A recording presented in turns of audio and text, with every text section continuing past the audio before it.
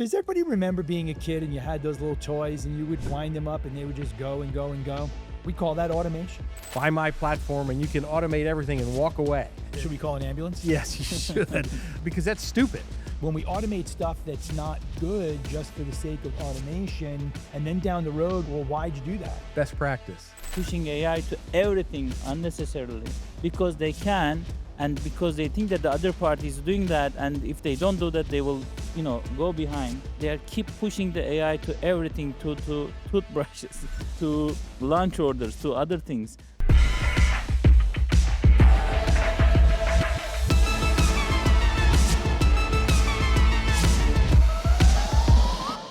Greetings and salutations, one and all. Welcome to today's episode of Third Party. Does everybody remember being a kid and you had those little toys and you would wind them up and they would just go and go and go? We call that automation. With the advent of AI and the uptick of AI, automation is the buzzword of the day, and that's what we're going to talk about today. Bob and Ferhat, I'll kind of go to you individually. So what do you think about automation? What should we automate? Bob? Well, it probably should be what shouldn't you automate? Automate. Okay. Bob, what shouldn't we automate? Well, first thing, automate everything you can. Especially in third-party risk management, there's a lot of automation. And I know we're using the term automation and everybody goes, well, AI and agentic AI. But the challenge with that is everybody assumes that you turn an automation on and everything's going to work and you don't have to do anything around it. And I've been talking about this for a long time, is that before you automate something, make sure it has value. Don't automate a process and make sure that you brings no understand value. it. That to me is the biggest mistake, is you automate something you don't really understand. Well, I see a lot of folks doing stuff in third-party risk management. They don't understand it anyway. They're just doing it because it's best practice. And, best practices, I hate that term. As long as we're doing best practices, things are going to get better and we're going to reduce risk. And so you go in and you look at, let's automate the things that I hate to do. Well, that's probably not the best way to look at it, because maybe the things you hate to do are the things that you really need to look at a little bit more deeply. So it's a deeper question,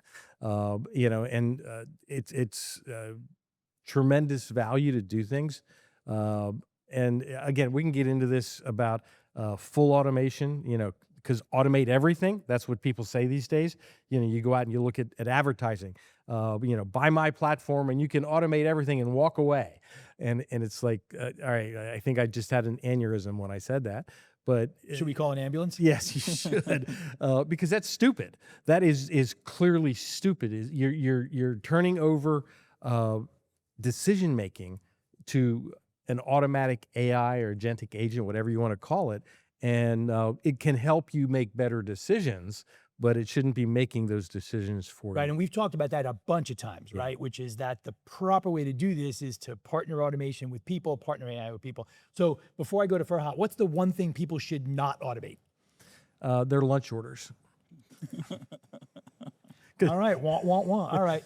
So Ferhat, so Bob talking about automation from the perspective of program management, but I'd be interested to hear your thoughts on automation from the research side, right? Because your team uses a lot of automation, a lot of AI to help you be bigger, better, faster, more. Yeah, we do the automation, but the starting point, as you said, people start automation from I want to automate the things that I hate to do, right? That is the first instinct that people do. We didn't start from that, but that is very understandable that why people want to do that, because they want to automate the repetitive tasks.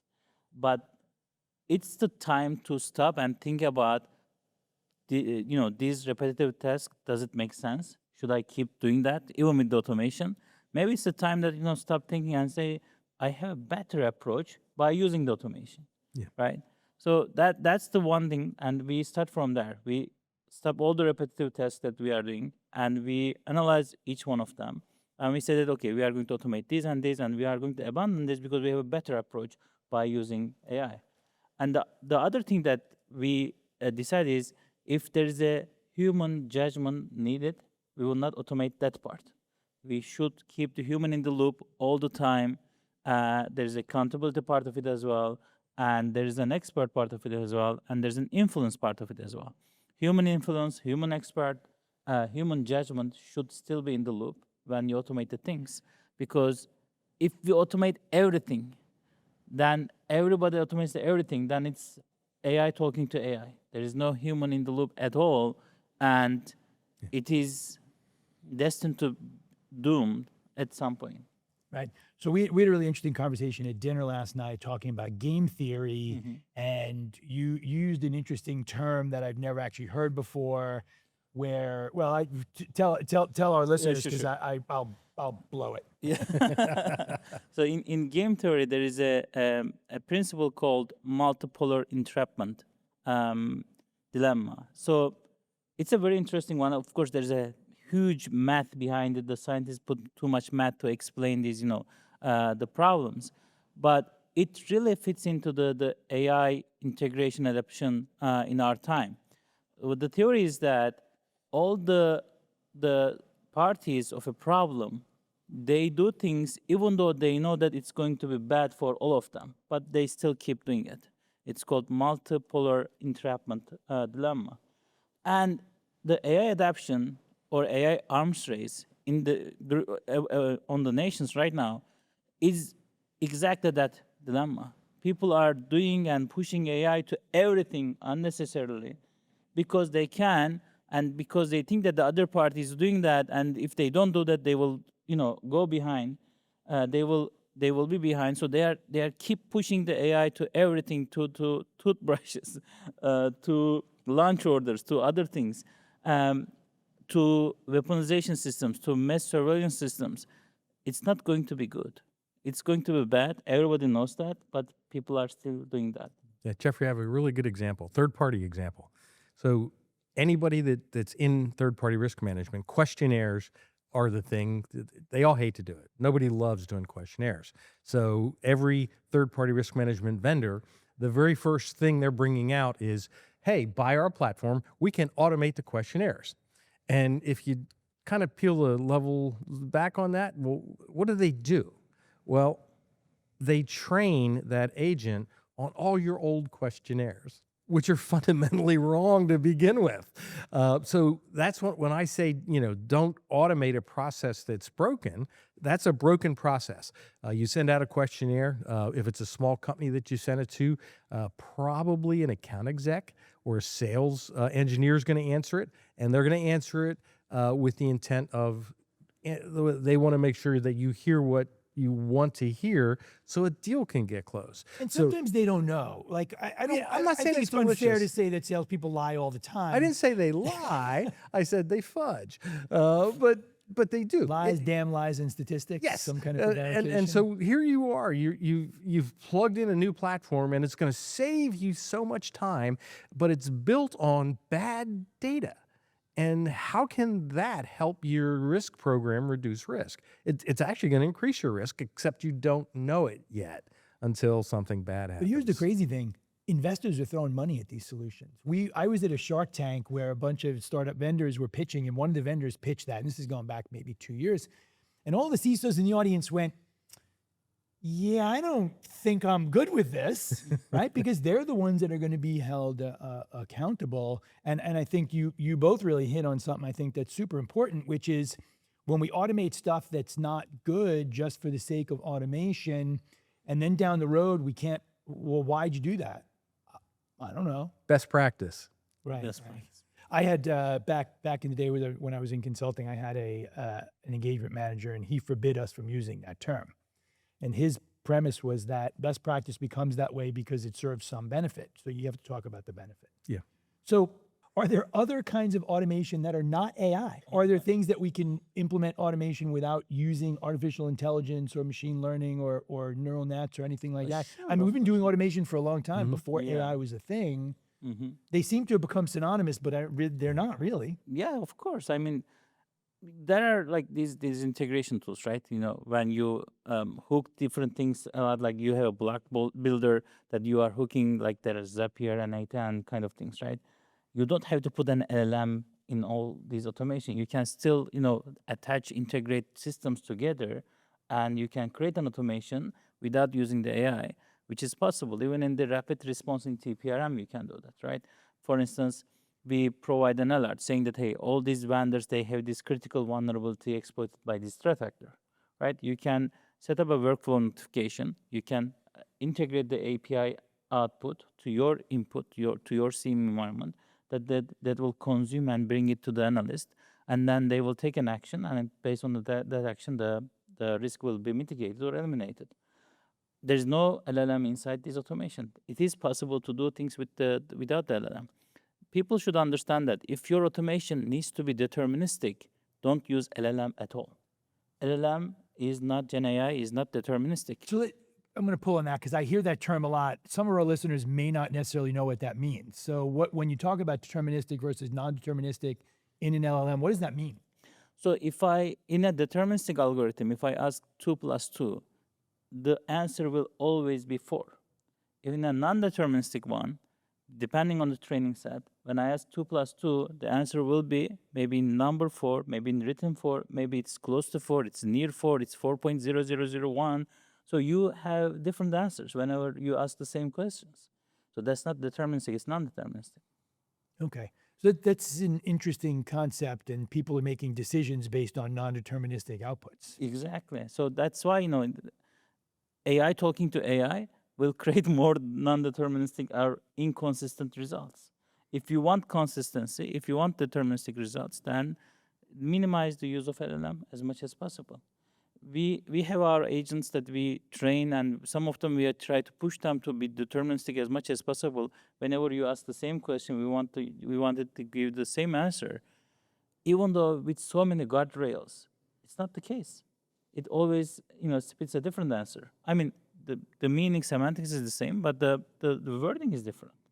So sometimes you need the exact wording that you need. Questionnaire thing is some example, right? So you have a questionnaire, you want to automate it by using the LLM. So your LLM will parse it, read it, and then send it. And the other party, maybe vendor, they also have an LLM, reading your questionnaires, looking at the systems, and trying to give you an answer. Then your LLM also will read that answer, try to come up with a follow-up question. But when you repeat that process next time, even though everything is the same, the result would be different, might be different.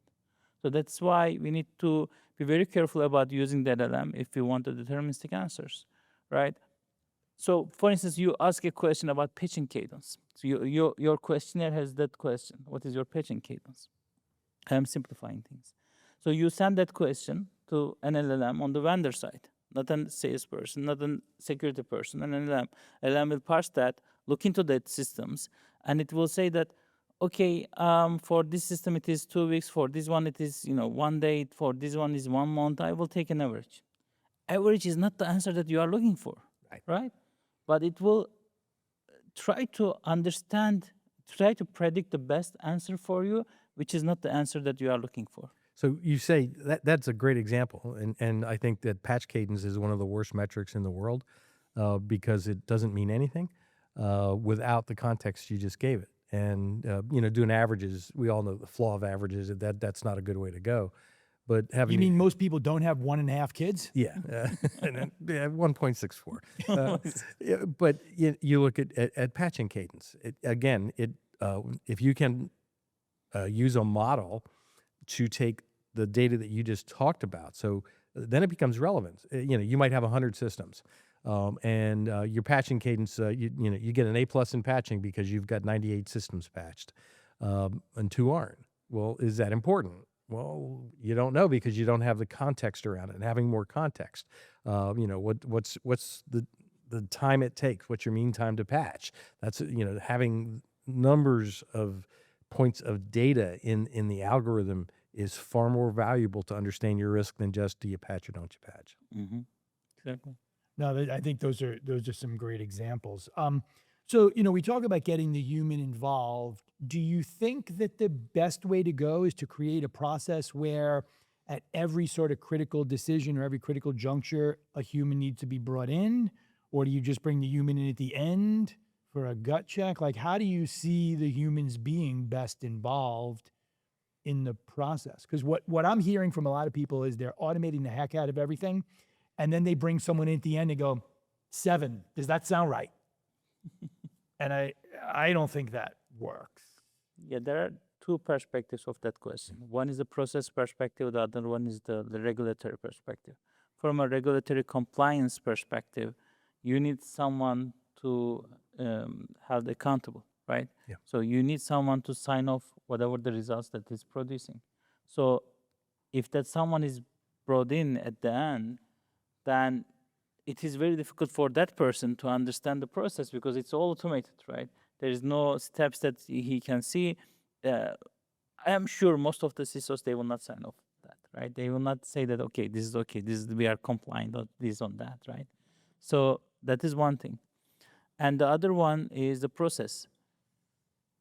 In our research, we have experts that are in the loop in every step. They are getting an answer. Based on answer, they are giving a direction to the LLM. We don't let the LLM decide the direction yet, because if you lose those steps in between, then you are not 100% sure about the results that you are getting. Right. I was at an event where there were a bunch of board members there, and I was actually talking with somebody who suggested that AI should be listening in on board meetings and taking notes. And I'm like, yeah, that's terrible, because they're simplifying in order to make the decisions. And then you lose, to your point, that traceability. Why was that decision made? And I think we need that gut check, right? Does that sound right? 7. That does not sound right. 1.64 kids. That does not sound right. The average patching is 3 days. That, like, some of these things, just, we know they're wrong.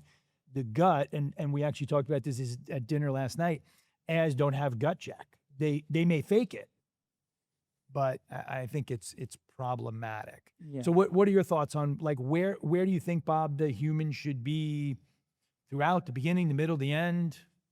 Like, where do you Yes. see? Okay. It's. I'm gonna pull on that a little bit. Can we have a little bit more than yes? I'm sure. Yeah, I knew you were going to do that. And we've just talked about it. It's at the beginning of that phase. You were talking about when you're designing the process, when you're designing the automation, having that feedback with the LLM to make sure that it's right. So the humans in the beginning, and there needs to be checkpoints throughout the process. And it depends what the automation is. If it's a highly critical automation, obviously there's probably going to be more checkpoints, but it's just, to confirm that things are on track. Because LLMs, if left to their own devices, they will build on their mistakes, and you don't notice it, but over time they'll get worse. And when it gets bad enough for you to notice, usually that's too late. So being in that loop, looking at it. And one thing I think, and we talked about this last night too, we haven't seen each other for a while, so we had a great dinner last night. But, Ferhat, you made a great point, which I think a lot of people don't necessarily know. One of the primary goals of LLMs is to make the user happy. Yes. Right? That's why we get hallucinations, because their determination is saying, I don't know, is going to make the user less happy than making something up. And I think that's where we need to bring the humans in. Okay, so what does your LLM call you? Yes, Your Excellency. That's why the hallucination is there. Hallucination is there, right? Yeah, don't be me. But that's a great point. Not the excellency part, but LLMs don't say I don't know. Like, you need to be aware of that. They don't like to say I don't know, because they try to predict the best answer that you will like. And their assumption is, in general, that you will not like the I don't know answer. So they will try to come up with that. This morning I was trying to work on a statement. Of course, I was using LLMs for productivity purposes, and I said that, hey, we have these black kite controls to trace the threat actors. We should put that into the statement. But I forgot to give the description of the controls, and LLM just guessed it very wrongly. Right. So shocking. Not. Right. So traceability is very important. That's also, that's a great word that we need to use. If you have LLMs in your automation, in your process, it's not one LLM, by the way. It's usually multiple agents giving inputs and outputs to each other, right? If you don't have the traceability, when you have a problem, you don't know which LLMs, which agent to fix, right? We had that problem. In the beginning, we didn't put the checkpoints, and we realized that the output is wrong. We try to trace back the problem, but we had to go through each one of the agents, and it was painful. Right. Yeah. The other thing is, you can tell an LLM, you can put a set of commands that every time you interface with it, that it won't lie to you.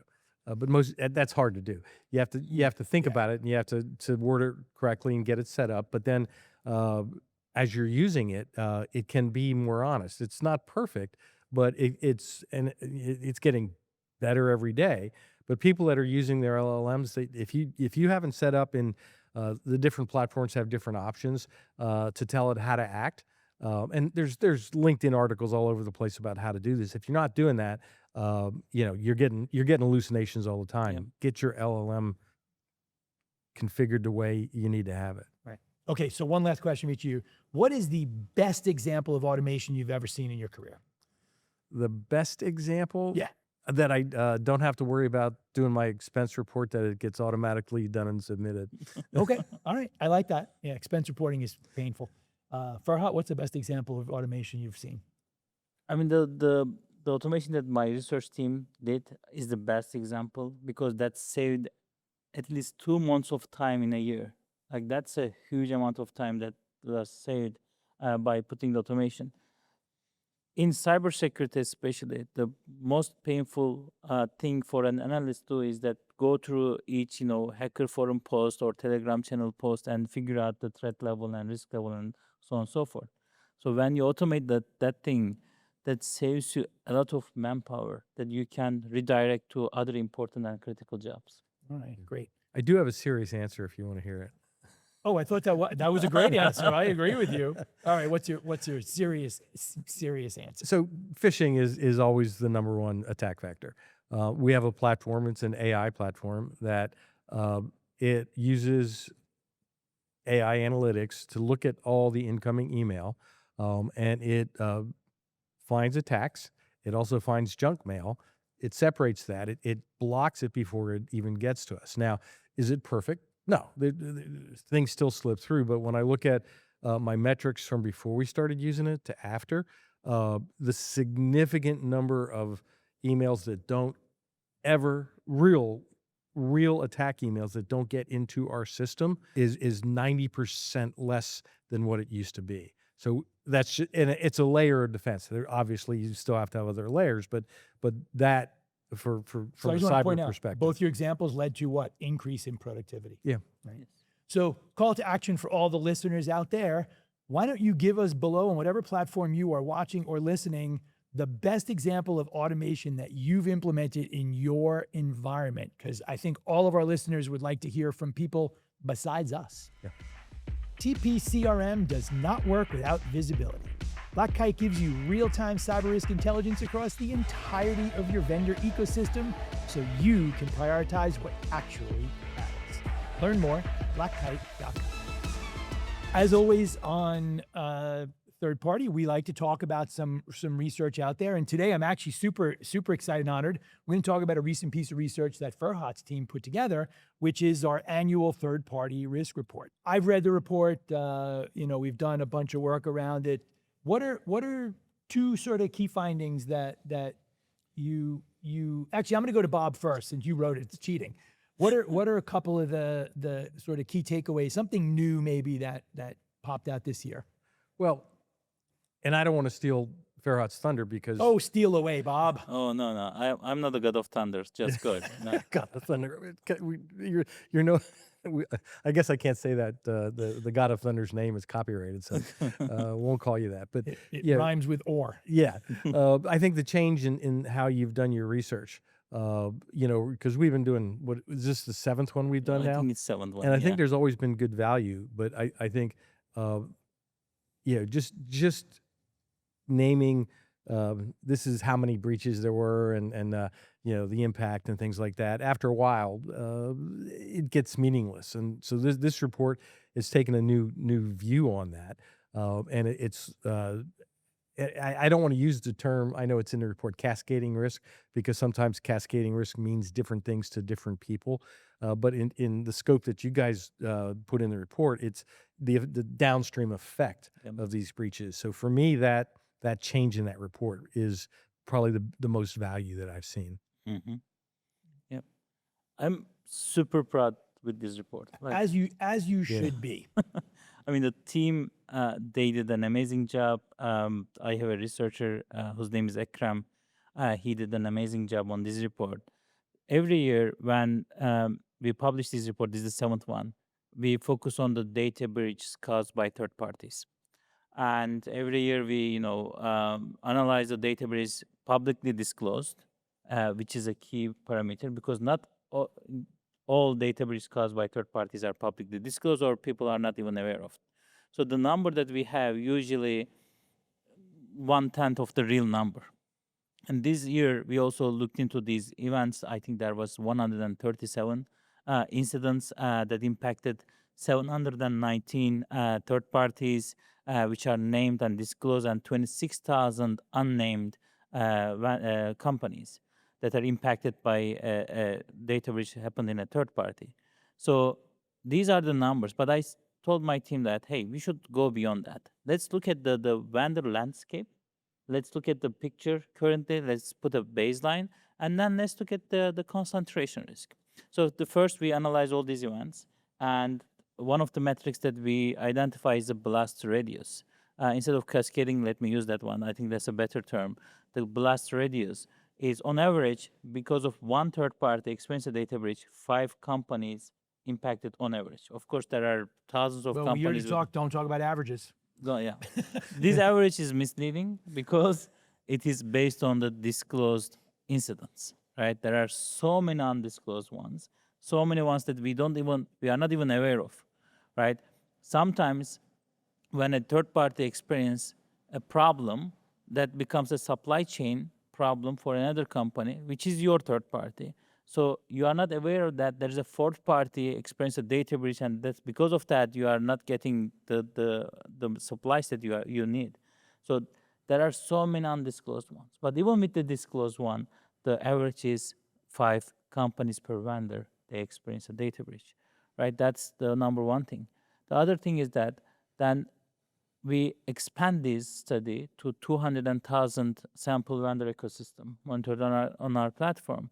And for these 200,000, we draw a baseline saying that, hey, what is the percentage of the companies with the critical vulnerability, stealer logs, or other indicators of risk that we collect. And then we look into the concentration risk. For the global top 2,000 companies, we check how many vendors they shared mostly. We identify 50 vendors. They shared a lot. And most of them are very, very large companies. Then we look into their situation, which is actually below the average that we draw the baseline by using the 200,000 companies.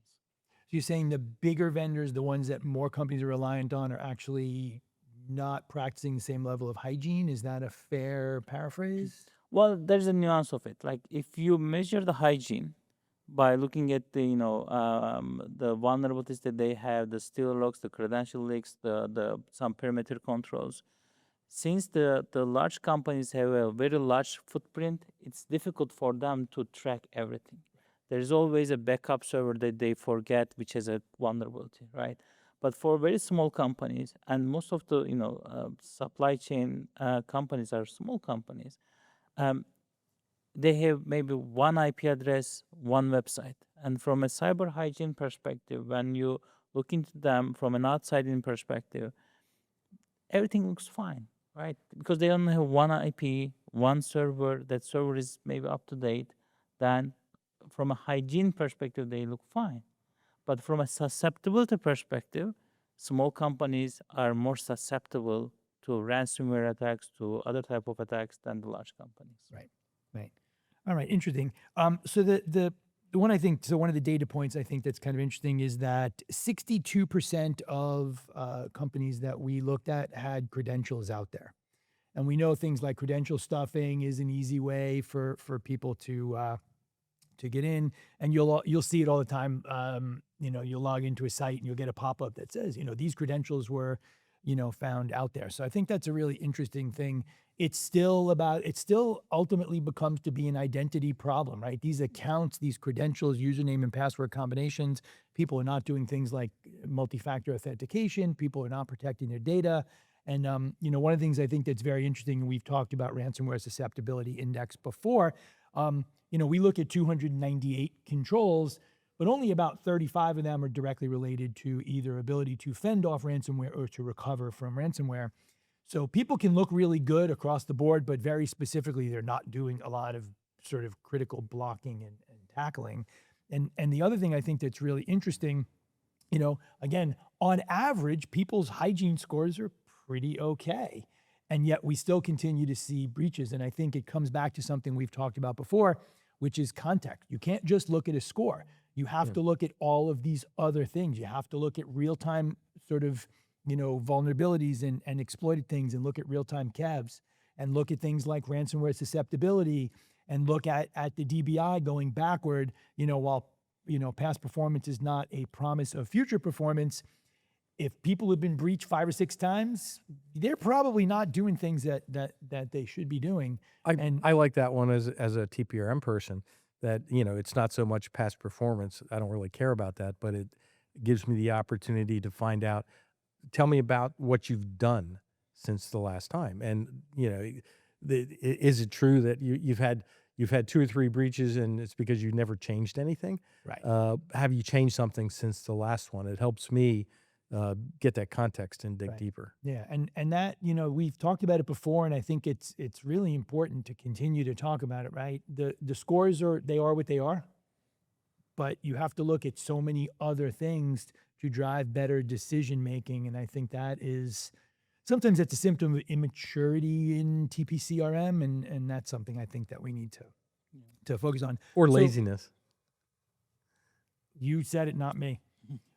So take a look at the report. We'd love to hear your feedback. We take a lot of pride, and Ferhat and his team do an amazing job on that piece of research.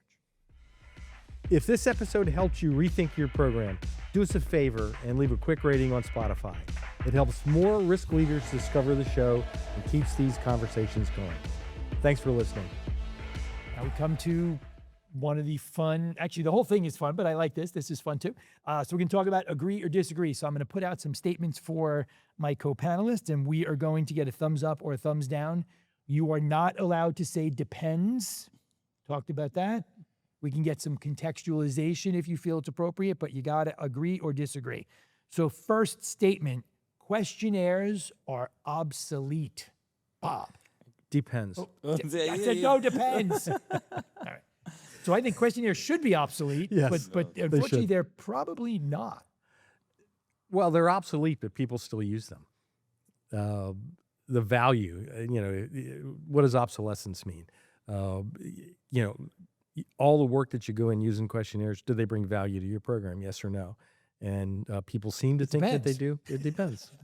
But yeah, I think they are very shortly. If they're not obsolete today, they're going to be obsolete very soon. You know what? From your mouth to God's ears, Bob. Yeah, I totally agree with that. Especially with all these, automations and everything, people will realize that they can automate better things than the questionnaires. Right. And we will go in that direction. I mean, I think it comes back to Einstein's definition of insanity, right? We continue to do the same thing and we hope for different results. But I have a questionnaire that said, okay, so that's great, but AI told you that Einstein said that because he didn't. Who did say that? That's one of those apocryphal things. They traced it back to some journalist. Interesting. Okay. Yeah, there's a lot of those. Plan to fail, planning to fail. Yeah, a whole bunch of those things. All right, awesome. Second one we're going to talk about is AI can replace first-line review of vendors. Okay. All right, Bob. Two agrees, one disagree. Yep. Let's hear why you don't think that's true. Because this one's a depends again. We're going to get you some diapers, Bob. Yeah. AI can significantly improve the speed and the accuracy and the quality of a first-line review. Absolutely. I'm still on the fence saying that just go ahead and let it do it, and that's all we need, that it replaces it. So you take umbrage with the word replace? Yes. Okay. Improves, I think. Okay. Significant improvements. Okay. Yeah, I can relate to that. All right, so I'm going to say it depends. All right, number 3, automation lowers risk.